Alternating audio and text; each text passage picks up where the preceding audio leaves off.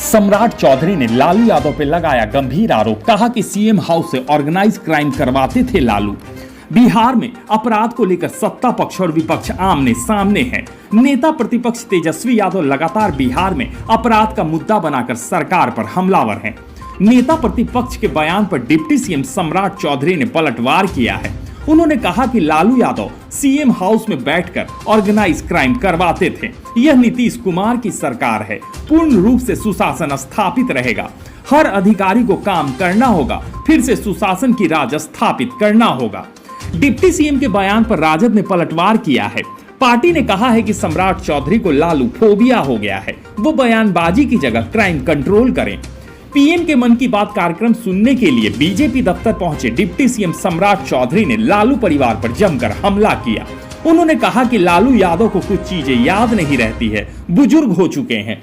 उन्होंने 74 के आंदोलन से राजनीति की शुरुआत की थी और कानून के खिलाफ अपनी बेटी का नाम मीसा रखा था, लेकिन आज लालू यादव कांग्रेस के गोद में खेल रहे हैं। बिहार में पिछले कुछ दिनों में हुए आपराधिक घटनाओं के बाद उठ रहे सवाल को लेकर सम्राट चौधरी ने पुलिस पदाधिकारियों को भी चेतावनी देते हुए सख्ती बरतने की बात कही है। स्पष्ट रूप से पदाधिकारी को चेतावनी देते हुए कहा कि हर हाल में काम करना होगा। सम्राट चौधरी ने कहा कि कानून का राज स्थापित करना होगा। नीतीश कुमार ने जो सुशासन स्थापित किया है उसे फिर से स्थापित करना पड़ेगा। वहीं सांसद संजय झा के जदयू के कार्यकारी अध्यक्ष बनाए जाने पर बधाई दी। उनके कार्यकारी अध्यक्ष बनने से कोऑर्डिनेशन और अच्छा होगा। क्राइम खबर के लिए पटना से ब्यूरो रिपोर्ट। सम्राट जी, राष्ट्रीय कार्यकारिणी के अध्यक्ष बने संजय झा जी, कितना कोऑर्डिनेशन को और एकदम मैं बधाई देता हूं संजय झा जी को, और कोऑर्डिनेशन अधिक अच्छा होगा।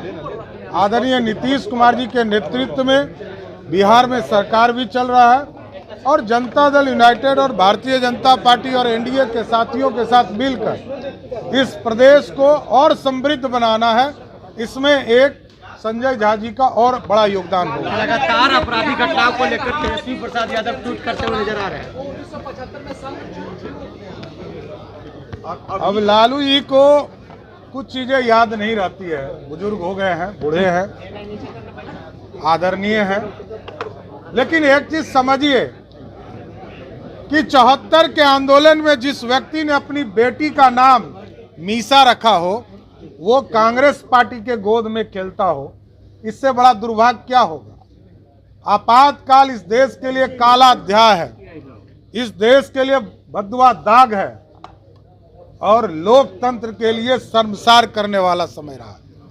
इस देश के हजारों राजनीतिक कार्यकर्ताओं को जेल में बंद करके रखा गया, हजारों पत्रकार साथियों को जेल के अंदर बंद करके रखा गया, सुप्रीम कोर्ट के साथ छेड़छाड़ किया गया, संविधान के साथ छेड़छाड़ किया गया और सेकुलर शब्द लाकर भी इस देश में सेकुलरिज्म नहीं ला पाए, यही दुर्भाग्य था। लेकिन जब मोदी जी की सरकार बनी 2014-19 में तो सेकुलर इस पूरे देश में स्थापित हुआ, यही आप समझ लीजिए। जी ने फिर से लॉ एंड ऑर्डर पर सवाल उठा दिया। देखिए एकदम स्पष्ट रहिए, स्पष्ट तौर पर सभी पदाधिकारी को कह दिया गया और कोई भी व्यक्ति, कोई भी अफसर हो, बड़े से बड़ा अफसर हो, आपको हर हालत में काम करना पड़ेगा और कानून का राज स्थापित करना पड़ेगा।